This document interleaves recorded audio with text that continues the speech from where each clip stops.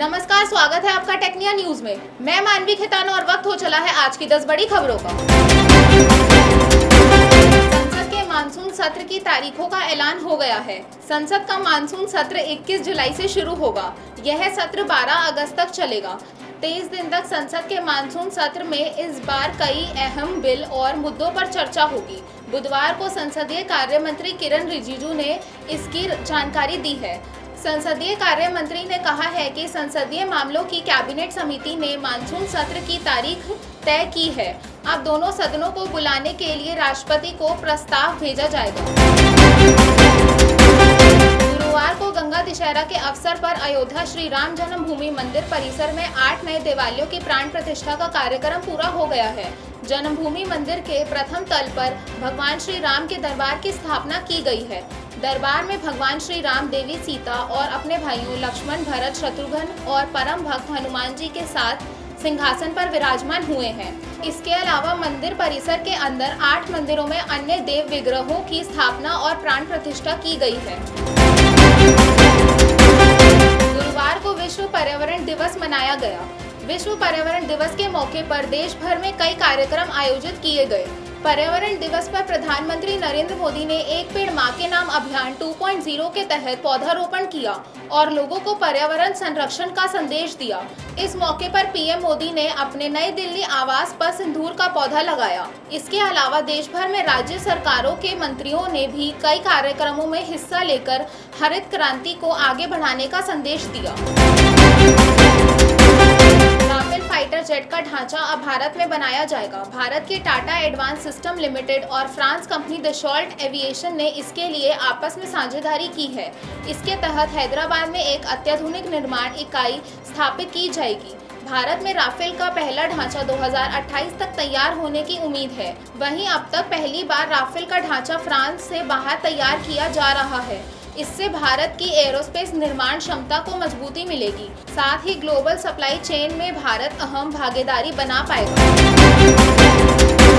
Tecnia institute of advance studies में नए academic session 2025-26 के लिए bachelors of business academic course में एडमिशन की प्रक्रिया शुरू हो चुकी है। संस्थान में बीबीए प्रोग्राम में दाखिला लेने के लिए इच्छुक छात्र टेक्निया की ऑफिशियल वेबसाइट पर आवेदन कर सकते हैं या कैंपस विजिट कर भी दाखिला ले सकते हैं। टेक्निया इंस्टीट्यूट गुरु गोविंद सिंह इंद्रप्रस्थ यूनिवर्सिटी से अनुबंधित है। आईपी यूनिवर्सिटी की गाइडलाइंस के अनुसार सीईटी या सीयूईटी पास छात्रों को दाखिला लेने में प्राथमिकता दी जाएगी। नेशनल टीचर एंट्रेंस टेस्ट 2025 के लिए ऑनलाइन आवेदन की प्रक्रिया शुरू हो गई है। एनटीए ने एनटीईटी के लिए अधिसूचना जारी कर दी है। इच्छुक उम्मीदवार 23 जून 2025 तक ऑनलाइन आवेदन फॉर्म भर सकते हैं। आवेदन शुल्क जमा करने की लास्ट डेट 24 जून तय की गई है। इसके अलावा आवेदन फॉर्म की करेक्शन विंडो 25 से 27 जून तक खुलेगी। इस दौरान उम्मीदवार अपने फॉर्म में संशोधन कर सकेंगे। एनटीईटी 2025 का आयोजन 27 जुलाई को होगा। यूजीसी ने देश की युवा पीढ़ी को नशे से गिरफ्त से बचाने के लिए नई पहल की है।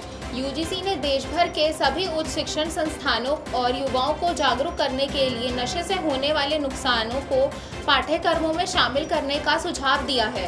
इसके लिए यूजीसी ने सभी के साथ एक ऑनलाइन मॉड्यूल साझा किया है जिसमें नशे की पहचान करने, बचाव और नुकसान से जुड़े वीडियो शामिल हैं।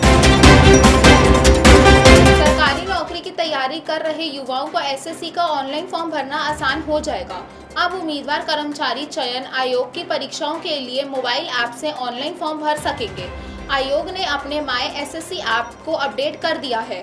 पहचान की पुष्टि को आसान करने के लिए ऐप में ओटीपी और फेस ऑथेंटिकेशन जैसी सुविधाएं जोड़ी गई हैं। इससे अब उम्मीदवारों को साइबर कैफे या किसी ऑपरेटर की मदद की जरूरत नहीं होगी। माय एसएससी ऐप की यह सुविधा जून 2025 से होने वाली सभी एसएससी परीक्षाओं पर भी लागू होगी। भारतीय चैंपियन डी गुकेश शतरंज में लगातार नया इतिहास रच रहे हैं।